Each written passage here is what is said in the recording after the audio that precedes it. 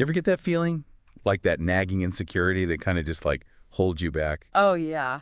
Well, today we are going to deep dive into Tam Kaur's YouTube video. It's super popular about how to stop feeling insecure and how to just build this unshakable confidence. Oh, cool. And trust me, her advice, it's not just like the surface level stuff. I mean, that's what's so interesting about her approach. She doesn't just give generic tips. Right. She really digs into the psychology of it all. And, it's all from her experience. So it's really like a roadmap you can follow. Okay, so get this. She starts by saying we aren't born insecure. Mm-hmm. I mean, have you ever seen a baby like stressing over what to wear?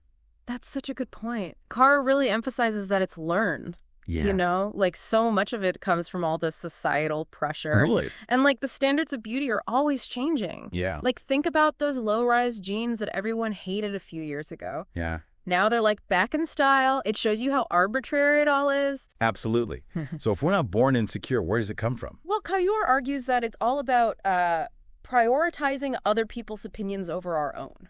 Mm. Like we give away our power when we let other people's judgments decide how we feel about ourselves. Yeah. It's like we're constantly looking for outside validation instead of trusting our own gut. Oh, and she had this really relatable example about learning to love her pooch, that little bit of belly fat that so many women are self-conscious about. Oh, yeah, right. Instead of like, trying to have that perfectly flat stomach, she actually like researched, the biology of it, and it totally changed how she felt about it. It's amazing how like knowledge can shift your perspective. Totally. So Kaur then lays out 5 key mindset shifts. Yeah. To help us break free. Yeah. And I love how these aren't, just vague self-help stuff. Right. It's stuff you can actually use right now. Yeah. The first one focuses on understanding where insecurity comes from. It's about realizing like it's not an actual flaw.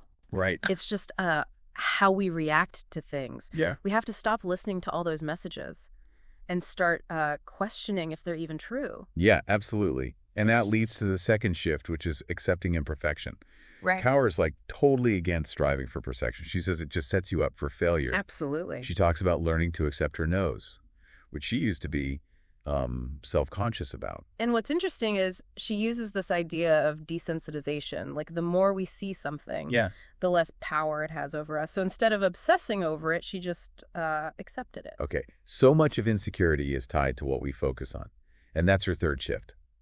Redirect that focus. Yeah. Away from self-criticism. Yeah. Kaur talks about 2 morning routines. Okay. One is all negative, fixated on flaws, just feeding the insecurity. Right. The other is about growth. Asking what exciting things can I do today? Or what can I learn? It's choosing to focus on the good stuff. It's crazy how much a change in focus can change your whole day. Oh, totally. And there's a whole principle in psychology about it. Our thoughts shape our reality. So by focusing on the good, we're literally rewiring our brains. Kaur's fourth shift is about recognizing that other people's opinions are invalid.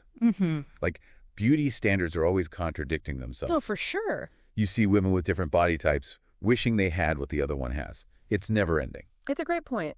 And she even challenges the idea that compliments are always good. Yeah. Like they're nice, sure. Okay. But they make us rely on what others think. That is so true. It's like we need that approval instead of feeling good about ourselves. Yeah. And get this. Kaur says when someone puts you down, it's more about their insecurities than about you. Oh, wow. Like they're putting their own self-doubt onto someone else. It's like a defense mechanism or something. Right. It helps you detach from it. See it for what it is. Insecurity disguised as judgment. And her fifth shift. Oh, this is a good one. Stop identifying with the insecure you. She talks about daily rebirth. Okay. Like every day is a fresh start. I love that. It's about leaving behind those old insecurities. Yeah. And embracing the potential of the new day. Like stepping into a new you. She actually changed her name and experimented with looks to symbolize this. And it's not about changing for others. It's about aligning yourself with the growth you feel inside. So it's about like reclaiming your story. Exactly. And expressing how your identity is changing. Now, Kaur's approach is about more than just thinking. She also gets into some lifestyle changes that can really help. Yeah, I'm interested to hear those. Well, we'll get to those after a quick break. I love how, Kaur talks about confidence from like a place of self-acceptance. Yeah. Not some crazy ideal. And what I really like is she gives us stuff to actually do, to solidify all those mental changes. Right. It's like you've done the thinking, now let's build a life that supports it. So the first lifestyle change she talks about is normalizing our insecurities. And she does this super interesting thing with Pinterest to like reprogram how she sees beauty. Oh, that's smart. She talked about making these boards with people who had the features she was insecure about, like models with her body type or actresses with similar noses. So she's seeing all this diversity, and it starts to change her standards of beauty. It's powerful, right? Yeah. Choosing what you see instead of all those fake ideals the media pushes. Totally. It's like reminding your brain that beauty isn't one size fits all. There's so much variety out there, and appreciating it starts with what you're looking at. Okay. Her next one is kind of big and might sound weird. Stop reasoning with your insecurity. Huh. Like we all overthink stuff, trying to logic our way out of feeling insecure. Oh, for sure. She gives this example of sending selfies to friends for approval before posting them. Oh, yeah. But she says that just makes it worse because we're giving the insecurity power. You're basically letting it control you. Exactly. So instead of like asking for reassurance, she says, just do it. You like it, post it. Be decisive. Yeah, own it. And this is where she gets like really deep. She says that the insecurities we hate can actually help us grow. Wow. Okay. Instead of seeing them as bad, she says, see them as a chance to love yourself more. That's an interesting way to look at it. Like if you can love yourself even when you're insecure, imagine how strong that love is. Yeah. It's about accepting everything about yourself, all the good and the bad. Makes you unique. Accepting the whole package. Her third change is about achieving goals to build confidence. Okay. And she has this cool idea called the portfolio of proof. It's basically a collection of things you've achieved. So, like proof that you can do it. Exactly. It reminds you of what you're capable of. She talks about starting her YouTube channel, her podcast, even writing a book. Oh, wow. And each one, like, added to her belief in herself. So it's like evidence to fight off those doubts, especially if you feel like you're not good enough. Yes. It shows you can do more than you think. Okay, her next change is about the people you hang out with. Makes sense. She says, surround yourself with confident people who inspire you. Yeah, good vibes only. Exactly. She talks about changing what she watched and read. Oh, interesting. She stopped with, like, celebrity gossip and all that surface stuff. What did she switch to? Stuff about personal growth. You know? Things that actually make you think. It's like being careful what you feed your mind. Right. If all you see is negativity and unrealistic stuff, it's going to mess with you. Definitely. You got to be mindful of that energy, the people you're with, what you watch, even the places you go. And her last change, this one's cool, creating a confidence routine. Okay, I like that. It's a bunch of stuff you do every day to build confidence from the inside out. And some of it might surprise you. I'm all ears. So one thing is honoring commitments to yourself. Huh. Like treating your self-care, your goals, your time with the same respect as a work deadline. It's about showing up for yourself. Right. Kaur says, even sticking to your schedule, like going to the gym when you don't want to, is self-respect. It builds trust with yourself. You do what you say you'll do. Another part is setting boundaries. Oh, that's important. Saying no to stuff that doesn't align with your values or just drains you. You have the right to choose what you do. Exactly. Saying no to one thing means you can say yes to something better. I like that. And this leads into honoring your needs, making time for rest, self-care, things that nourish you. Even when life gets crazy. It's true. You can't pour from an empty cup. Take care of yourself first. So you can show up for everything else. Kaur also loves exposure therapy, like facing your fears to get over them. Oh, yeah. Like jumping in the deep end. Kinda.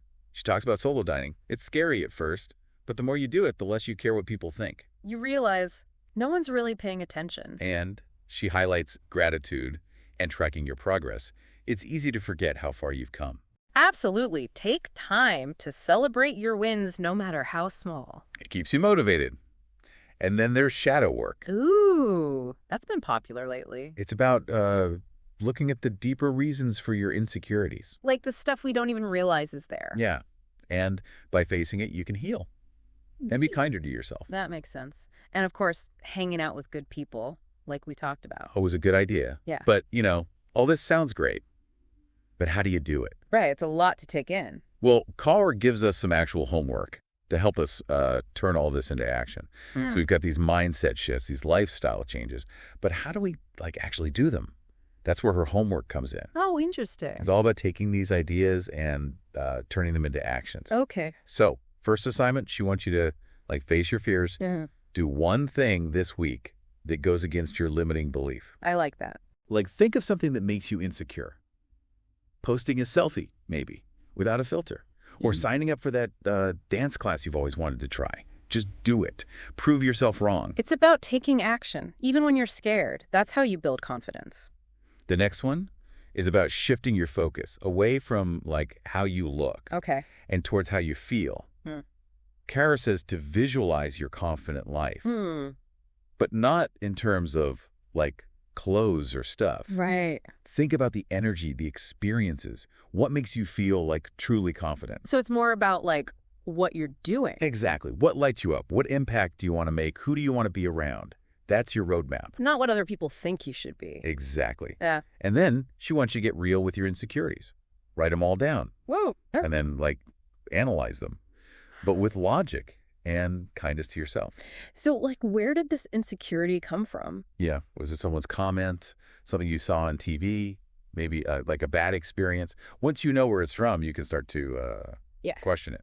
It's you're figuring out your own mind. Right. And Kara says, be nice to yourself during this. Self-compassion. Yeah.